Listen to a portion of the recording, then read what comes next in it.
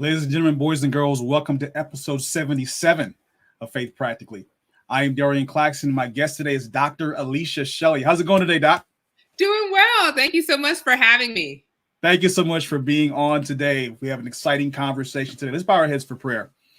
Heavenly Father, be with our mouths and teach us what to say. Not our will, but yours be done. We ask these things in Christ's name. Amen.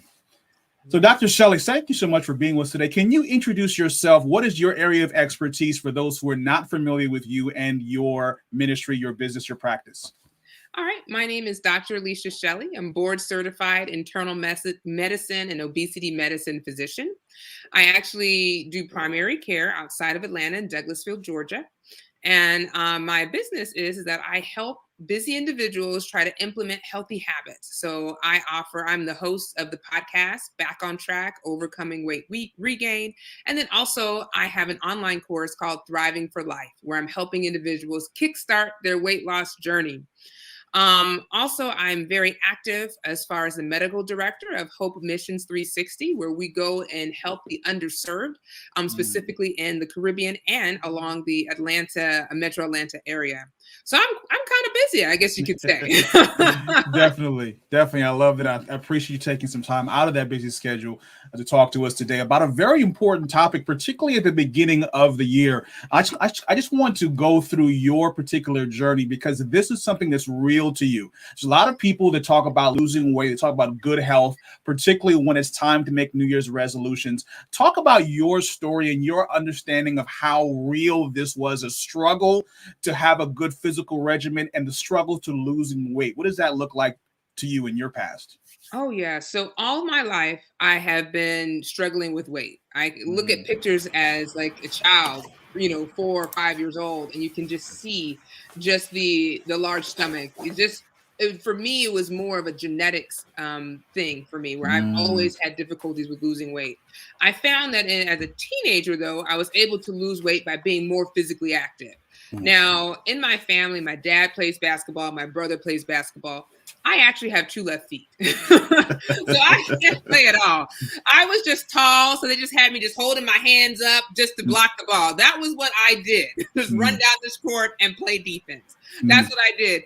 But I found that by being active, it helped me to be more healthy.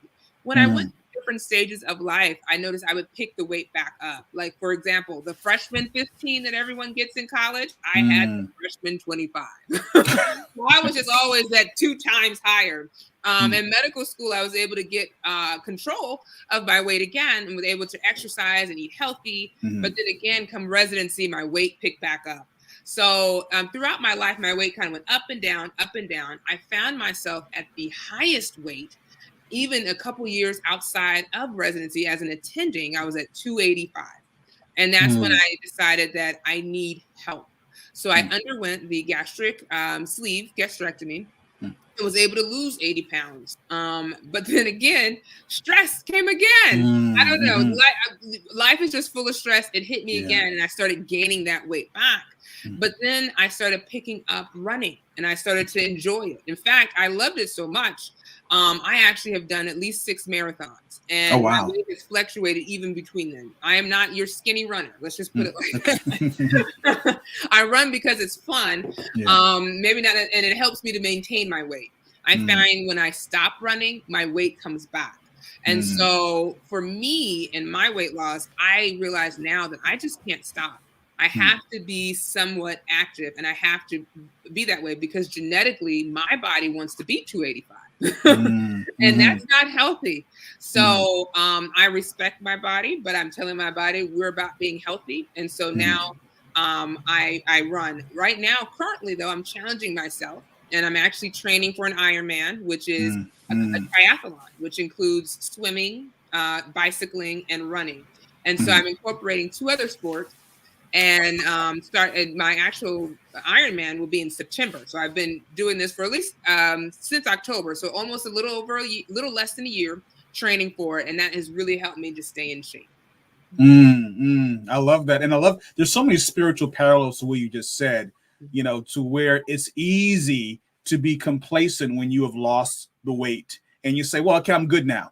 It's just like how it's easy if we've gotten over a bad habit, if we have, the Bible talks about the sin that easily besets us.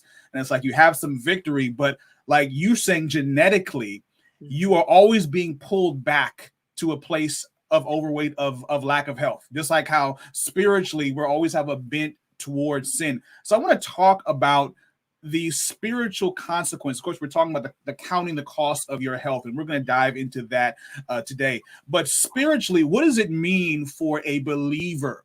Like, I know I hear a lot of people, I know in your practice you've dealt with this as well, a lot of believers who feel like health is secondary. So yes, there's a health message and all those things, but I literally can eat what I want as long as I'm praying and I'm going to church and doing all these things. I'm not going to claim all of these bad things that the world has to deal with from a health standpoint. What does that look like to you? And these folks come in your practice with these kind of mentalities. How do you address that? Yeah. And I think it also comes to the fact that we all have different predispositions. Some of us in our family, we have a lot of diabetes. Some of us in our family have a lot of high blood pressure. Some of the family are like me, just obesity. It just runs in the family. And so sometimes when it comes to our health, when we are putting it on the back burner, we're putting ourselves at risk for developing that diabetes, for developing that high blood pressure. I have to work very, very hard to kind of maintain my weight, because I know if I stop, it'll come back. And when I find the patients who have that diabetes that runs in their family, those that are able to kind of stop it from coming on, or stop themselves from actually developing it, are those who are actually putting in the time, watching what they're eating, making sure they're active, being mindful of their health. The ones who aren't are the ones who are like slowly trickling up to eventually developing. And over time, they ended up developing the high blood pressure, the diabetes, because they're not focused on that. So when we talk about that cost of your health, even if you're in good health now, it's important to kind of continue those healthy habits, to be mindful of what you're eating, to eat less processed foods. We think about our sodas, our sugary drinks. These are just that slippery slope that's leading you toward a life of unhealthiness and medical conditions. Sure. And, particularly in the Adventist circle, you see a lot of the processed foods, the vegetarian meats with high sodiums and things of that nature. And so there's this feeling like, well, as long as if I'm not eating meat anymore, I'm eating these vegetarian foods, I'm eating a lot of food that still have a lot of sugar, right? They still have a lot of salt in them. So where do you draw the line to say that this is what we should be eating, right? And you know what I mean? What does a good diet look like to you? Yeah. So a good diet that looks like to me is a balanced diet, a diet where you're able to make sure that you're incorporating healthy quality foods. So a lot of times when we talk about weight, we talk about eating less calories. You're like, oh, you have to eat less. I'm sure you've heard of that, right? You need to decrease your calories, eat less calories. And so sometimes you can eat less calories, but then have the food be less quality. So by focusing on food that is healthy for you, that are less processed, foods that, like, for example, vegetables, fruit, foods that you cook at home. A lot of times one of the barriers to eating healthy is that time. Time's an issue. We don't have enough time in the day. We have so many responsibilities. We have our family, we have our spouse, we have our kids, we have our job. And so sometimes it's just so overwhelming that you don't have time to cook every night for your family, or you don't have time to cook breakfast. You're just trying to get out and get to work. And we stop on the road to get like a coffee. We may stop on the road to get like a sandwich biscuit or some type of pastry. And over time, that adds up. That's extra sugar, extra fat. The fast food is not in the business of being healthy. Now there are different restaurants who are trying to do more healthy things, but for your McDonald's, the big ones, they just want to make food that you enjoy and you'll come back and eat. So they're just putting all the fat, all the sugar. So it's important for us to focus on foods that have better quality of foods that you cook at home, foods that have more of a nutritious benefit. Also, it's important to drink water. Recently there was I guess on social media there was a rapper who was surprised about how water was good for you and how he liked to drink it, because he grew up not drinking water. And there's many people that don't like water. I see them all the time. And it's my job to convince them that they can do it and that there are other options to getting used to water. Either they don't like the taste, it's something about it that for some reason is a mind block for them to drink water. But it's one of the most healthiest things for you. Not only is it 0 calories, it's helping you just to cleanse your system. It cleanses your kidneys. It cleanses your pores. It's extremely helpful to drink water, and we need to incorporate more of that. Sometimes we tend to drink the sugary beverages. It's so much easier to drink a Diet Coke, or even I said even a Diet Coke. Most people just drink Coke, Mountain Dew, all those things. But some people are like, well, I switched to diet. That's not even any better. Why? Because it's artificial sugar. So it's man-made sugar. So it's not very natural. And so it's important to focus on the quality of foods versus the amount of foods. And the one thing I would say, it may be overwhelming, the things that I'm saying about what you should change and what you should focus on, but make sure you do it gradually. A lot of times people get overwhelmed with trying to change everything all at once, but you can be able to just start with making small changes. And what you'll find is it's a lot easier to maintain that change down the road. Yeah, that kind of goes into the question that I was thinking in my mind, because for someone who is told, like in your case, you hit a point of kind of desperation. You're at 285. You have other individuals who literally the doctor says, if you don't change your diet, you're going to be dead in 6 months, or you're going to go on dialysis or something that's uncomfortable. So when you have that kind of impetus, it's easier to do some things you're talking about. But let's say that person, again, that church going folk who think they're good to go, they're not overweight, they don't have any glaring issues when they go to their doctor, but this issue of counting the cost of your health, for them, they say, my taste buds are not trained to be eating fruits and vegetables and drinking water. So even just one of those, you say take one at a time, even one of those, how do you get started? In other words, how can you make a change towards preventative health when you don't have that glaring issue that's forcing you to do something that's uncomfortable? Yeah. And, the thing you have to think about is long-term, right?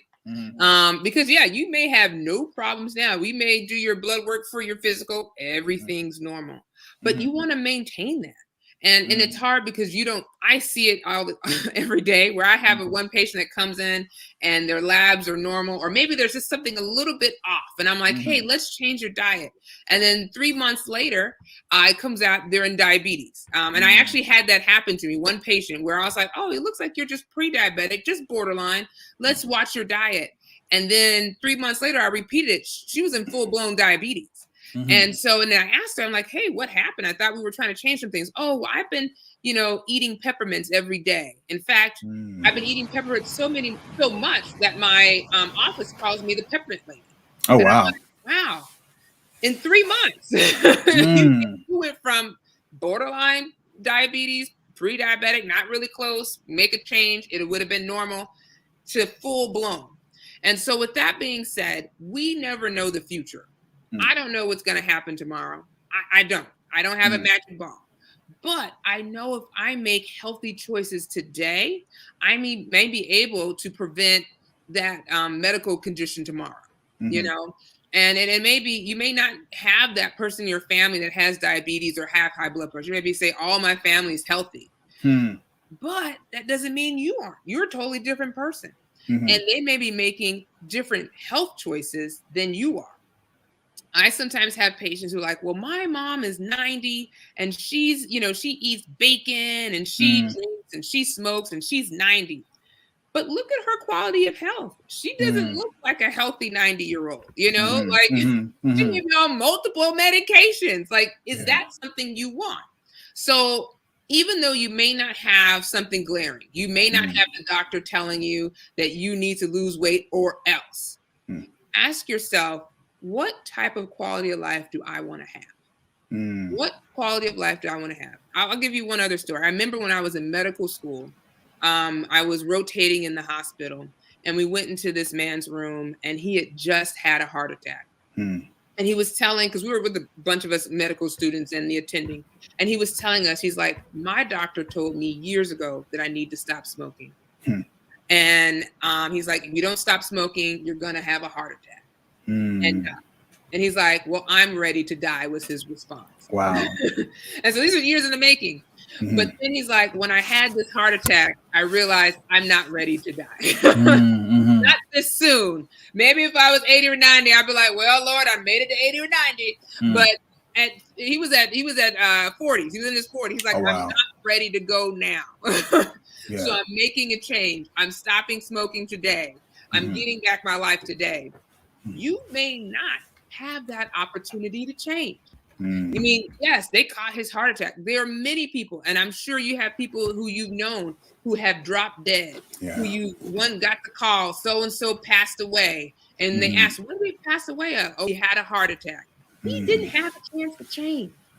And so, I mean, granted, like I said, we don't know what tomorrow may hold. You know, we may get hit by a bus and die. But at least if there's something that we can do to change our lifestyle to have a better quality of life later, why not take that? Is the mountain, and then the question you have to ask yourself, is the Mountain Dew worth it? Is the healthy habits worth it to you if it meant that you would not live a longer life and live a healthier life, a healthy life there? Yeah. Let's talk about exercise. Again, you have a lot of individuals who may be eating right, or maybe they think they're eating right, but they just don't have the time. They look at their busiest schedules and they're saying that a physical regimen, I'm not going to the gym. It's too cold to run outside. We got snow out here. I don't know what you got. I don't know what it's like down there. But so talk about the person who wants to be, they want to get a regimen of regular exercise, but they're daunted by the commitment and being consistent when they have all these things vying for their time. How can someone get started on, first of all, what's the importance of exercise and good diet? And then how does somebody get consistent with good exercise? Yeah. So, definitely the importance of exercise. So exercise is extremely important, not just to help with losing weight, but it actually helps for your heart to be better, for your heart to be able, your blood pressure goes down when you're exercising, your blood sugar goes down when you're exercising. And this is counterintuitive. Some people think that if they exercise, they're going to have back pain and knee pain, but actually when you're exercising, it actually helps strengthens your thighs, strengthens your back. So you have less pain, less knee pain. And so it's extremely important to incorporate. Now, mind you, when you're busy and it's just so much to do, it may be daunting to be like, oh, I don't have 30 minutes to exercise, but you may have 10. And so sometimes it's just about starting and having a plan. I forget who says this. I think it's Tony Robbins. Well, maybe I forget. But anyway, he just says you have to prioritize your schedule it's not about prioritizing your schedule. You have to schedule your priorities. Stephen Covey said it. Thank you. So if it's a priority for you to start that exercise, you need to schedule it. You need to schedule. You need to put it in your time. And whether it's, hey, I'm going to do 10 minutes in the morning, 10 minutes at lunch, and 10 minutes in the evening, that's 30 minutes in a day.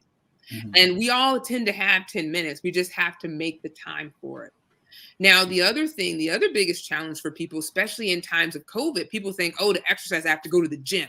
And I'm going to be around all those people and I'm going to get COVID, so I'm not going to do it. You can exercise at home.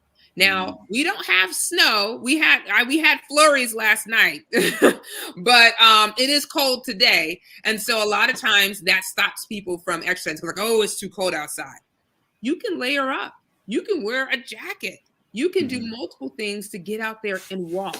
And walking is free. You can walk around your neighborhood. You can even walk at your home. Aretha Franklin was known to walk around her local Walmart. She would just go and just walk around Walmart and get her workout in. There are many people that go to the mall and walk around the mall. It's indoors. So sometimes it's not necessary. We make excuses about why we can't do something, when in actuality we can. We just have to prioritize it. The other thing I'm going to say too is that, let's say you don't want to necessarily go out anywhere to go exercise, or you don't like to walk. It's not fun. I would say you can also go on YouTube and actually just Google chair exercises. So if you're having issues with your back or knee, you can do exercises from your chair. You can get resistance bands, which may be about $5 to $10 at your local Walmart, Target, or even Five Below, where you can do bicep curls, tricep curls, and they have different instructions on how to do the exercise. I remember when I lived in California, I would drive around. There would be these older Asian women that were at the tennis court doing Pilates or doing, it wasn't Pilates, it was Tai Chi they were doing. But you can do different things at your home. You just have to prioritize it and put it in your schedule. And then lastly, make it fun, because you won't do it if it's not fun. Yeah. I remember, I remember talking about spiritual exercise, because you said the priorities, we prioritize things that are important, right? And so I had been hearing for a long time, you should be reading your Bible. And I was like, I don't have the time to do it. But guess what? I had time to watch ESPN. I had time to play. This is a while ago. I had time to do all the things that I thought were important. And so I was like, man, even just reading, I was like, I'm tired when I get home. So I just got an app. I downloaded an app. I started listening. And then after a while, it became habitual. I think it's 66 days, what they say. I think the same thing with exercise. I remember it was right before my son was born when I stopped, unfortunately. But I'd gotten to a habit of going to the gym. So it was a ritual for me. So at first, it's difficult to kind of plow through. Your body is telling you, no, get some more sleep. No, make an excuse. It's cold outside. It's hot outside, whatever the case may be. I agree with you. When you find yourself at least saying a few minutes, I'm starting small, maybe even rewarding yourself. That's why I want to talk about that aspect. How do you use rewards in a way that's healthy to create good habits? Yeah. So, first you want to have goals. A lot of people, their goal is like to lose weight, but it's very non-specific. You can't really, you can't really gauge that. How much weight are you trying to lose? Sure. I always recommend to have what I call SMART goals, which is having goals that are specific, measurable, achievable, realistic, and timely. So these are goals, and a good example of this is, hey, if I want to lose weight, which is my overall goal, it's been more specific to say, hey, how I'm going to do that is I'm going to walk maybe 30 minutes a day, 5 days out the week. And so you can measure it, it's specific, and it's timely. So you have a time set aside with it. And it's a how you're going to do it versus what you're going to do. And so having those goals helps you to be able to make a reward for what you do. So you can reward yourself. I always recommend doing non-eating rewards that aren't like, okay, I'm going to have my cheat meal. Because a lot of times people eat good and they're like, okay, on the weekends, I'm going to eat this. And then they start eating it. And then before you know it, it's hard for them to get back on track. But I would recommend with that having non-eating rewards, which may be, hey, I'm going to go for a massage, or, oh, I'm going to go see a movie, or, oh, like you said, I'm going to go play a video game for an hour, just to kind of reward myself for being consistent with my healthy habits. But number one is important to make realistic goals, and then make sure it doesn't have to be like, oh, I'm going to lose 100 pounds before I reward myself. No, it may be something, okay, I'm going to make sure that I exercise, the 5 days out the week for 2 weeks straight, and then I'll get a reward. Or it may be, hey, let me lose 5 pounds, and then I'll reward myself with something else. But make sure it's a non-eating reward. Make sure that it's something that is measurable and realistic.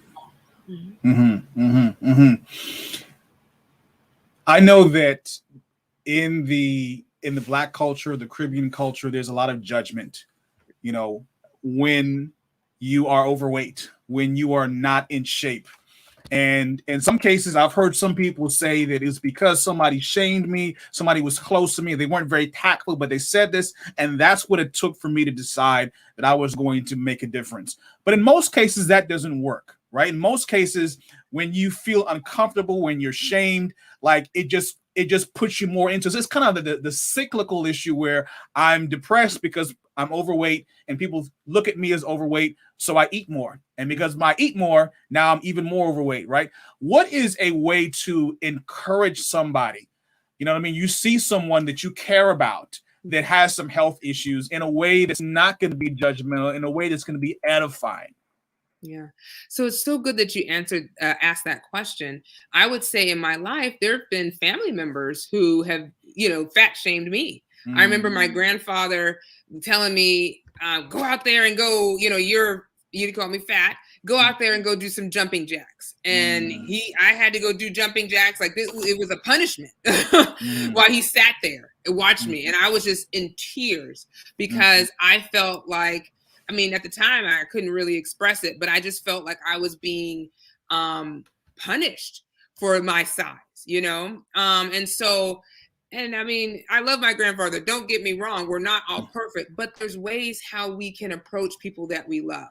If you're a parent and you're concerned about your child's weight, there's a way how you can approach it. You may make your child feel punished or make them have a low self-esteem because you're like, oh, you're too fat. You're eating too much. You need to exercise more. And even though you're coming out of love, it's all in how you say it. I remember I had one young lady, she was like 18 and her mom was there and her mom did all the talking. The daughter did not want to be there at all. And she was like, my daughter's just, you know, she's my only child. She had multiple kids, but she's her only child that had a weight issue. And, you know, we've done everything and she doesn't want to lose weight and da, da, da, da. And when I asked her, I'm like, how do you feel about this? The girl was just so ashamed and just like, she just closed up. Like it was very hard for me to reach her.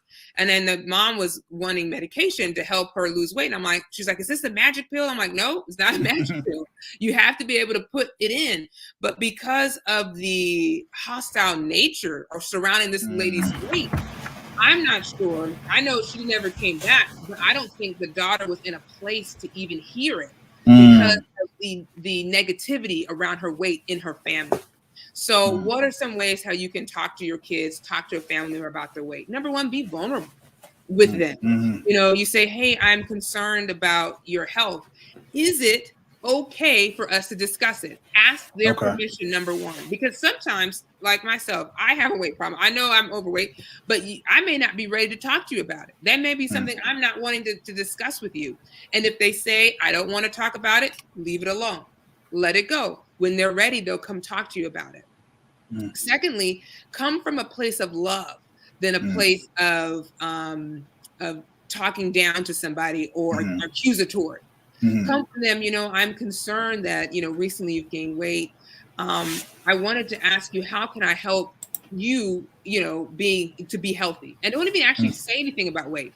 Just say, I've noticed that you're not as healthy right now. You know, you're not drinking a lot of water. Is there any way that I can help you be more healthy?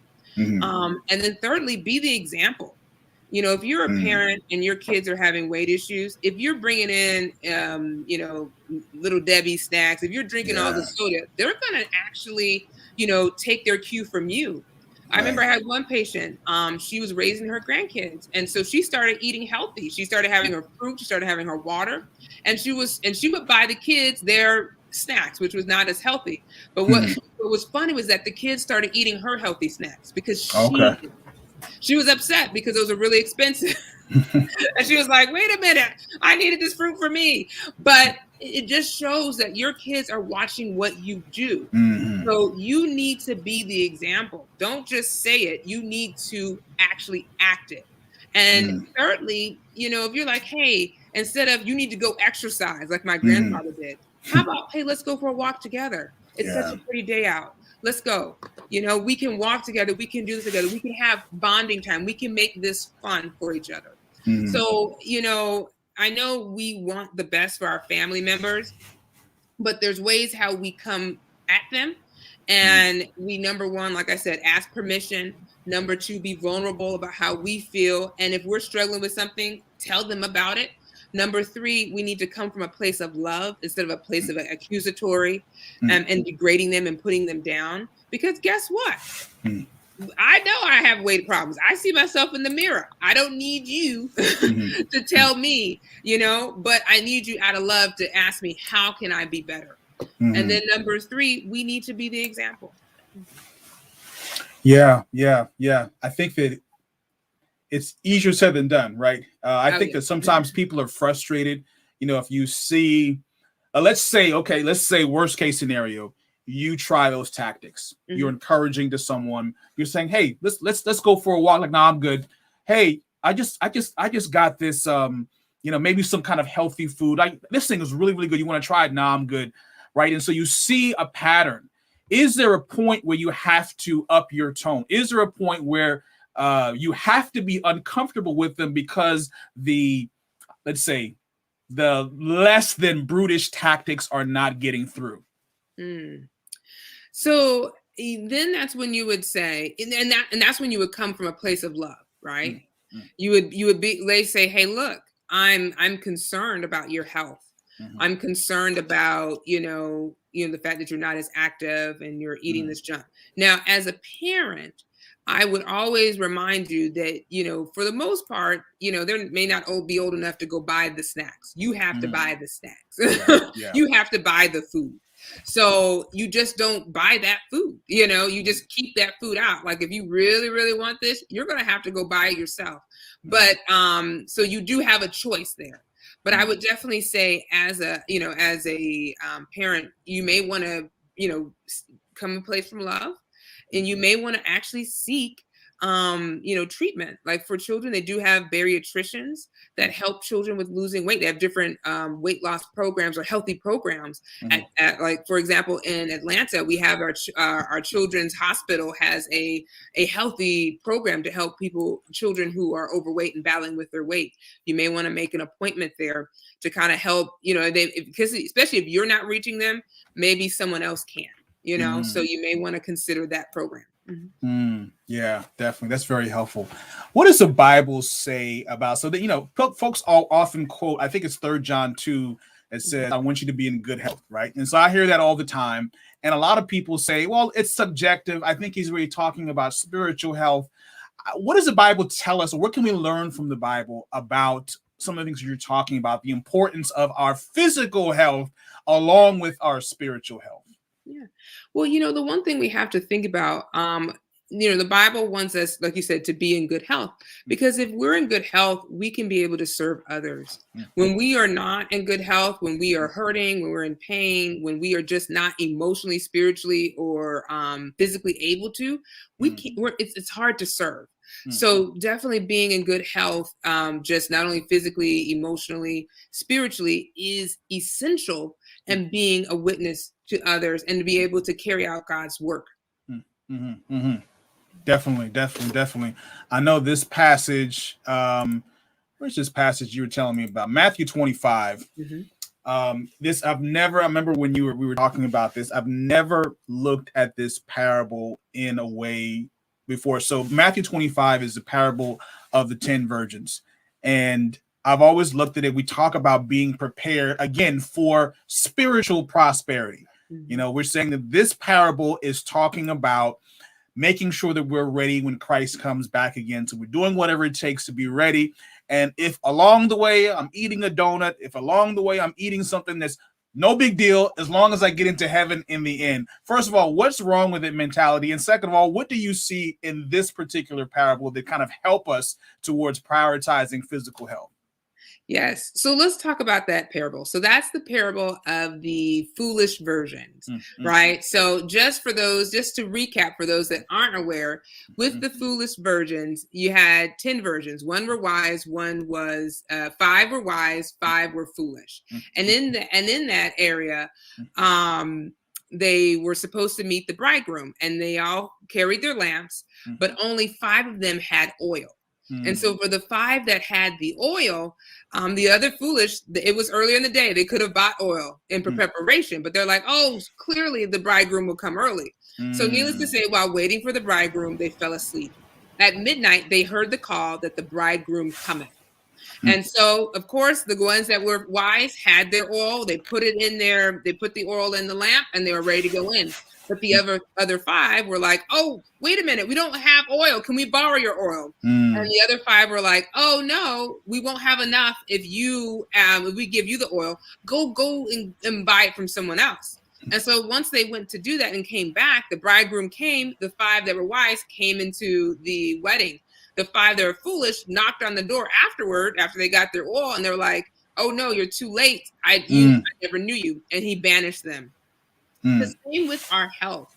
A lot of times we may or may not know that by, if we're going to get any type of a medical condition. I can't tell that, we don't know.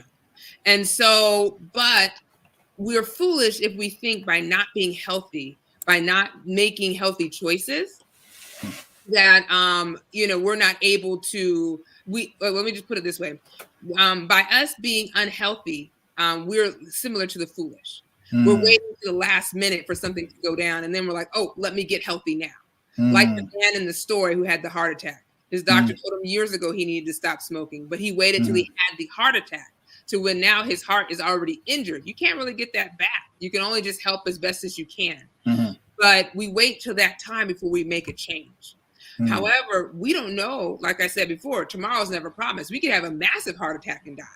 So we need to be more like the wise, where we're making healthy choices, not just in preparation for something bad to happen, but we're making healthy choices to prevent that. We need to be more proactive versus reactive. Yeah, I love that. And I know, and I remember being on the Daniel diet. I don't even call it a Daniel fast. The Daniel diet basically is what Daniel ate. It's fruits, vegetables, nuts, water, right? And so that's all that anything that you cook pretty much has those ingredients. You don't have any processed food, you don't have any sugar or anything like that. And I just remember how clear my ability to hear God's voice was during that time. And I feel bad because I haven't gone back to it because, again, convenience, right? Particularly when you have other family members, you have children, and the time that it takes. But I can just remember a time where doing that, my prayers were more fruitful, right? The time that I spent with family members, like I just felt a lot better.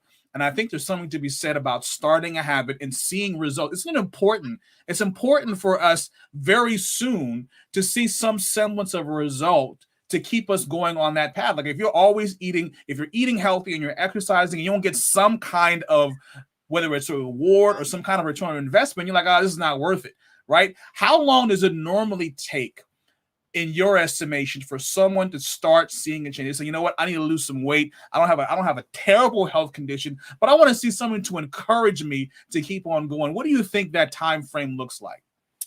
So, it's different for everybody. Because sometimes I find if you have more weight to lose, you tend to lose a lot more weight quicker than maybe the average person that has less weight, because your body gets into what we call your plateau, or your set point, where it has, and the set point theory is basically where your body has a certain weight that it likes to be.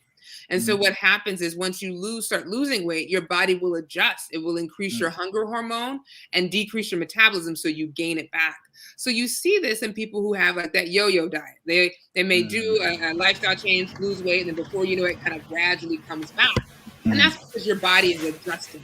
And so in order to overcome that, it's more being consistent with the healthy habits that you're having, making sure that you're exercising, making sure that you're eating right, making sure that you're doing the different things that helps with, and I didn't even mention this, making sure you're getting enough rest, making sure that you're having less stress. These are all important with losing weight. And so it just depends. I do find that if you have more weight to lose, you tend to lose it. You lose at least 10, 15 pounds quicker than maybe somebody else who has less. But the one thing I do want to mention is not always about the scale.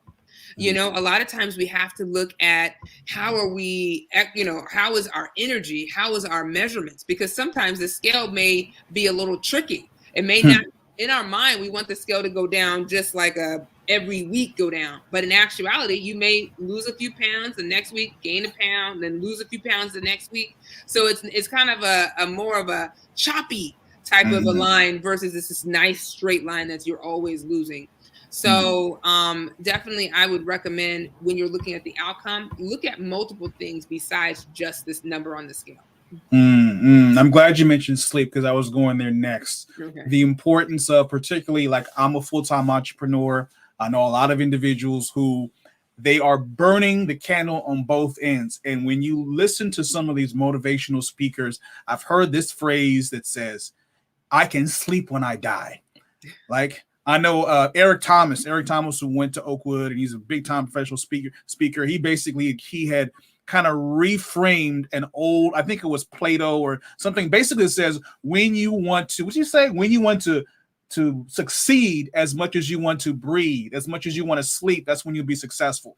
So there's kind of this notion, it's like, I can put off good sleep as long as it takes, I'm willing to do that now and then get the success later. And I can sleep later on. What is wrong with that mentality? Even if I'm eating right, I'm exercising right, but I'm only getting 4 or 5 hours because I'm literally burning the candle on both ends.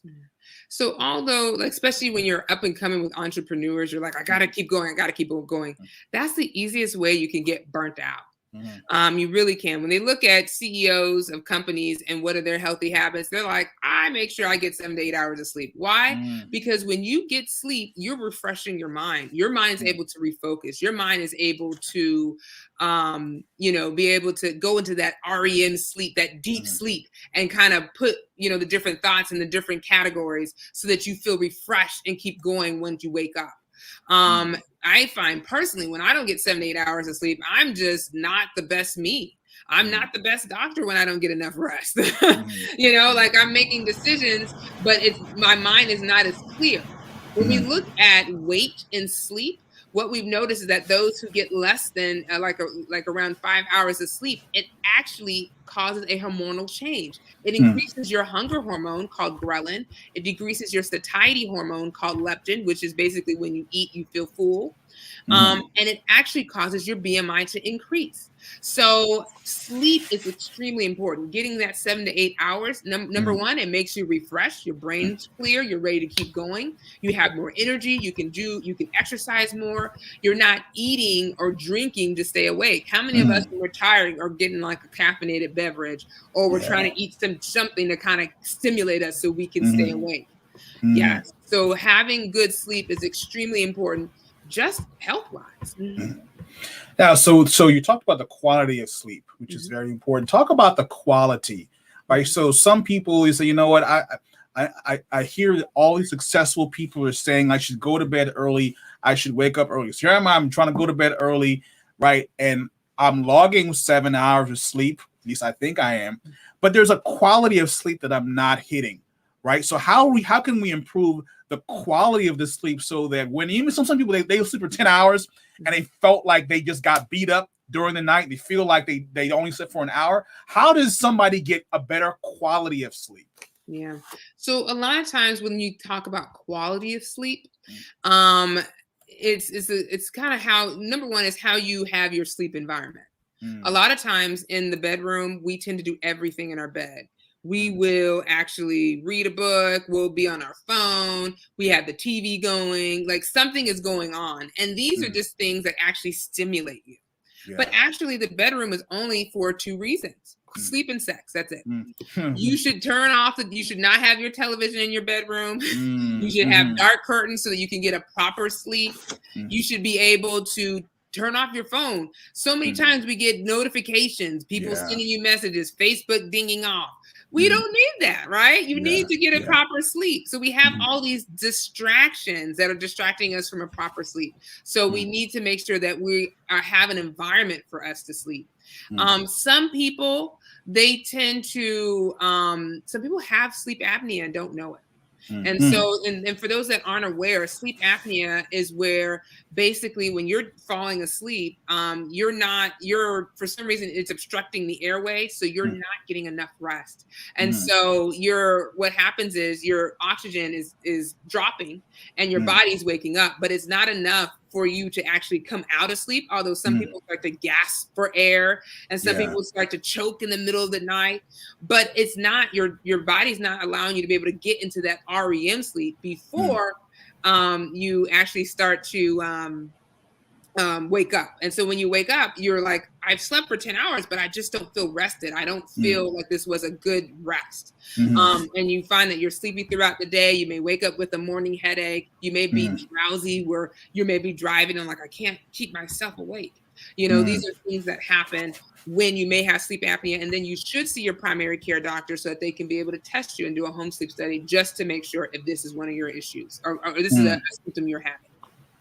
Yeah. Thank you for that. I really like that. And I think one of the difficult things is knowing what to do, but not being consistent at it. So literally, particularly, beginning of the year, make a New Year's resolution. We got a couple weeks of good diet and we're walking every day, right? And we're making sure we're getting our sleep. There's a book that I've read. I think it's called Atomic Habits. He talks about making sure that every single room has a purpose. So like you said, your bedroom only for sleep and sex, right? If you're an entrepreneur, you should have a place to work, right? Whatever it happens. So I'm doing all these great things. And then 2 weeks later, here comes some kind of calamity. Here comes some kind of stress. And now I'm off the wagon. And now I go another 11 months into the next new year. And now I'm like, how do I get back into the state I should be? So talk about some keys to being consistent when you start some of these good habits. Yeah. So keys to consistency. Number one, like we mentioned before, definitely have what your priorities are. So know what you're going to try to implement. Number two, make sure you make it fun. A lot of times we won't continue something if it's not fun. And it doesn't have to be like overly fun, but like, let's say if you're going to go for a walk and it would be easier if you went with someone, make sure you have like an accountability who can walk with you. Or if you're wanting to, one of the things I mentioned is that I'm training for an Ironman. One of the least favorite things I like to do is go swimming. And so but I need to do it because I need to finish this Ironman. So how I made it fun for myself was I got headphones. I'm listening to music. And I found that when I listen to my music while I'm swimming, I'm better focused. I actually had a faster time. Wow. So then when I wasn't focusing and I was bored and I was like, when is this going to be over? So finding ways to make your healthy habit fun. If you are trying to meal prep, you may, incorporate one of your kids to come help you cook and you all cook together and you make it a family event. So definitely being consistent is finding, number one, making it a priority. Number two, making it fun. And then three, having realistic goals. Sometimes we have unrealistic goals and it's kind of like, it's kind of difficult to do. I remember one time I had wanted to eat under 100 carbs every day. And I realized that this is not for me. I was hangry. I was hungry. I was just miserable. And so it was just, there are many people. My mom has been on the keto diet for several months and she's done perfectly with it. She's able to eat under 20 grams of carbs per day. But for me, it's not realistic for me. I just can't do it. And it's okay to realize, okay, I can't do it. Let me try something else. So it's just trying to figure out what works for you, what will be easier for you to continue and maintain. Remember, this is not about a sprint. This is about a marathon. We're talking about making healthy habits so that we can have healthier lifestyle in the future. I love that. Now, this is something that you do. I mean, obviously you are a physician, I'm going to practice, but let's talk about you as a coach, health coach, Alicia, and all of the things that you have learned in your journey. You've got something. Tell us, but first of all, tell us what you have coming up this week and how that differs from other individuals who are doing the same thing. Not to knock them, but your approach to helping individuals specifically with their health issues. Yeah. Well, thank you so much. So I am actually kicking off our Thrive for Life Kickstart 5-day challenge, where we are focusing on how you can get back on track with your weight loss goals and with your healthy habits.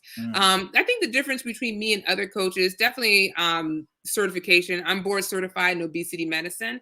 So you're getting someone this is what they do on a daily basis on helping people. And then also on top of that, we're going to focus on the uncomfortable things that kind of stop us, or barriers or challenges that stop us from implementing those healthy habits. We're going to talk about the busy lifestyle and how to overcome it. Also, the other thing too is that we have a VIP where we have a live group coaching, laser coaching, where we're focusing on you an extra hour each of those 5 days. And so definitely we're offering at least 2 hours where we're focusing on how to be healthy, how to implement those healthy habits, and then how to thrive. So that's the difference with our program. That starts, when does it start now? It starts January 31st. So in a couple of days, 2 days. Right around the corner. Right around the corner. You'll blink and we'll be here.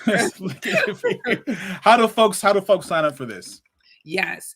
So you can sign up by going to you can actually go to my website at Thrive for Life, to drshellyMD.com. But then also you can go to our website, which is thriveforlife.com, your breakthrough awaits. Mm-hmm. And Excellent. so we'll put it in the comments as well, so you can go to it as well. Yes, definitely, definitely. And I think it's very important at this time because of COVID. I know that I've talked to a lot of individuals who they see these programs and they say now is not the time. We're dealing with so much now that practically when you've got a pandemic and you have people that they're just struggling to maintain, that this is just not something they could put forth. Now how would you push back on that notion that this is not, it's too difficult to do right now? We need to wait till we get some more bandwidth, some mental bandwidth. How does that look to you in your response to that scenario? Yeah. Know that a lot of times with the pandemic, many people gain weight. Mm, Specifically, when we first started the pandemic in March of 2020, mm, we were locked in. We couldn't leave, we couldn't go to the gym, we couldn't do that. But although a lot of people gain weight, there are many people that took that opportunity to reevaluate their priorities, and they mm, started to incorporate healthy habits. They started one habit at a time and were mm, able to not only lose weight, maintain their weight, but lose weight during that time. So mm, there's no time like the present. You just have to focus on what you can do at this time.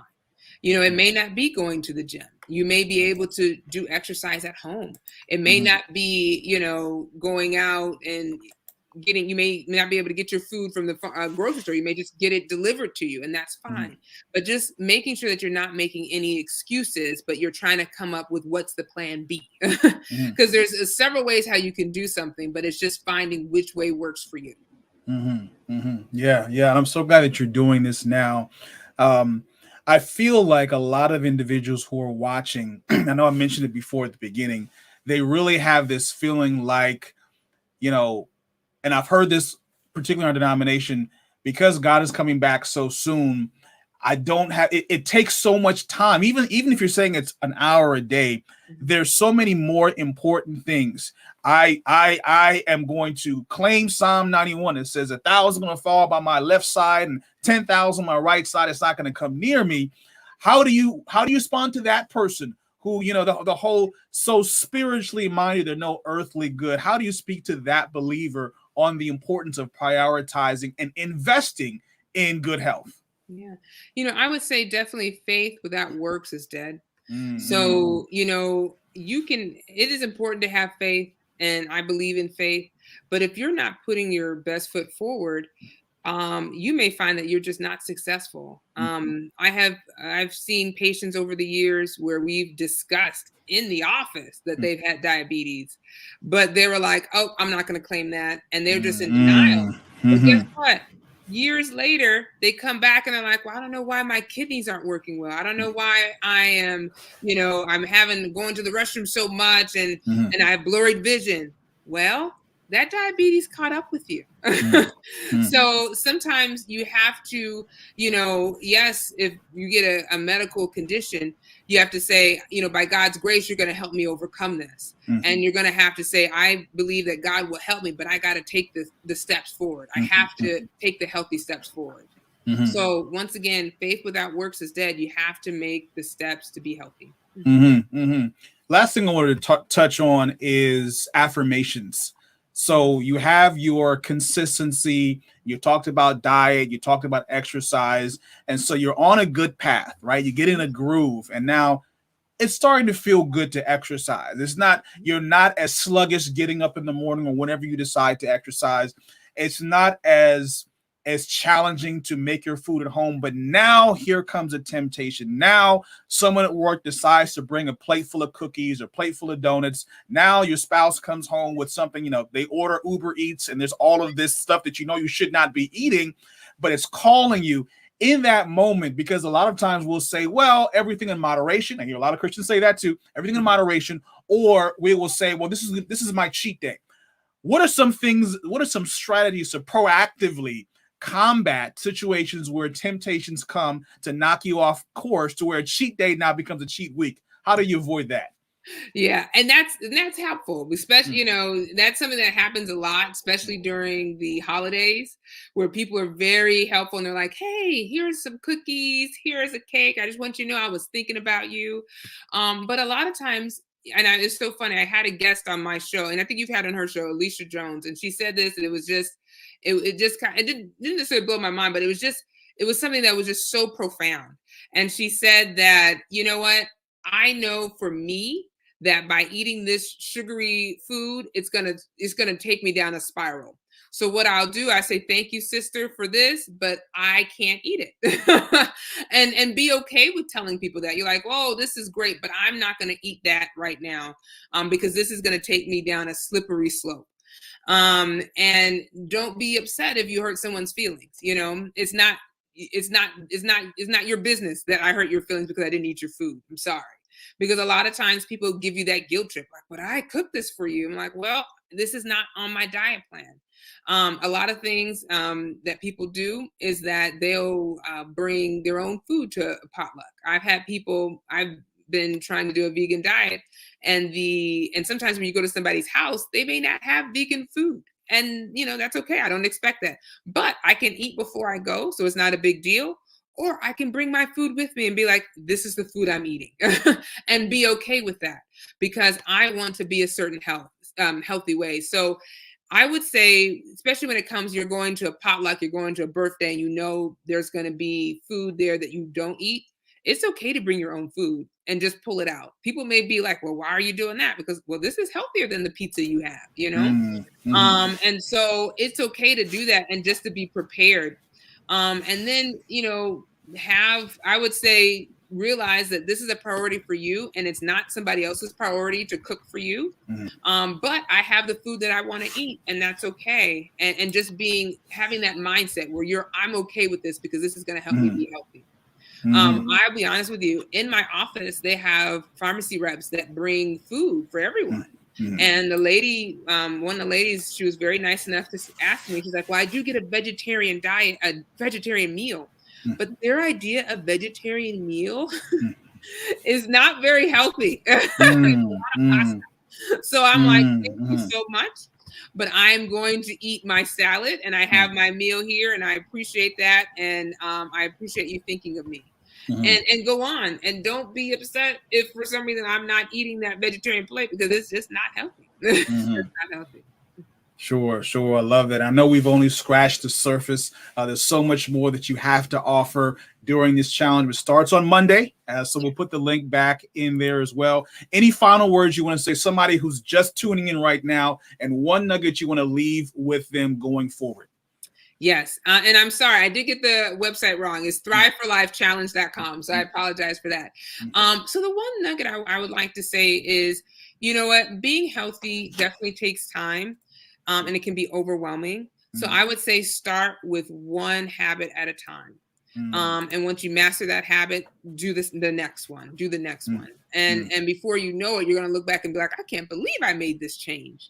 Because sometimes in our mind, we want to do everything all at once, and it's just overwhelming. So just start slow and then gradually build your way up.